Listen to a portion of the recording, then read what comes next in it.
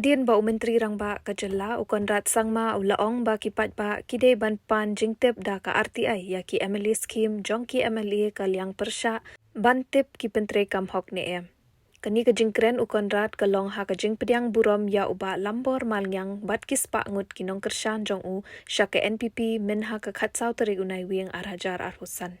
Minta na kaliang Presiden ke VPP bad MLA ke Nongkrem uba Arden basayomot ulalit ban ai da ke shithi ban kershan yakani ke jingkren ukonrat da ke badawa ru badai ban Thung da ke Independent Enquiry ban tohkit ya ke jingpentre yaki MLA scheme na do utsnam arhajar pra terter bad ba kani ke kenhun kan Sdang tohkit ningkong shuwa na Nongkrem bad sakiwe da ki constituency hakajela kenang ba upat ba usai halor ke jingpentre yaki MLA scheme balamang na benta ki MLA hakajalla.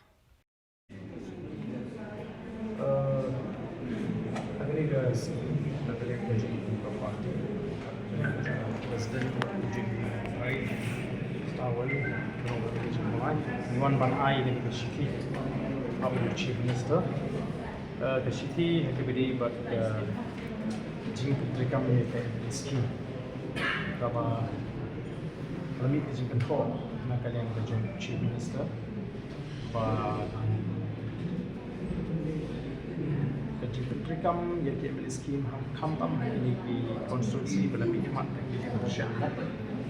Dapat tahu si jing tahu ke Kambon siapa Voice of the People Party kami long ke ba bet si parti kana ye kini ke city ke long kumi mo man puli lihat yang saya copy sub copy tu Sri Congress sama Honorable Chief Minister Government Italia Shmo from Aden Miller Simon MLA President Voice of the People Party like Dr. Mon East Council District subject implementation of MLA schemes.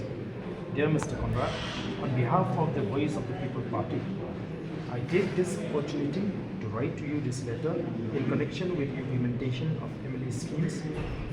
Our attention has been drawn by your recent statement in connection with the implementation of MLA schemes, where you had expressed your concern about the manner in which MLA schemes are implemented, especially in constituencies representing by members belonging to the opposition. I would like to appreciate your concern and apprehensions when you decide to question whether MLA schemes have been properly utilized or not. I fully endorse your sentiment that MLA schemes should be properly utilized and implemented in a transparent manner. I would also like to bring to your notice that as a party which believes in transparency and accountability, it had already written a letter to all its MLAs to ensure that implementation of MLA schemes should be implemented in a transparent manner.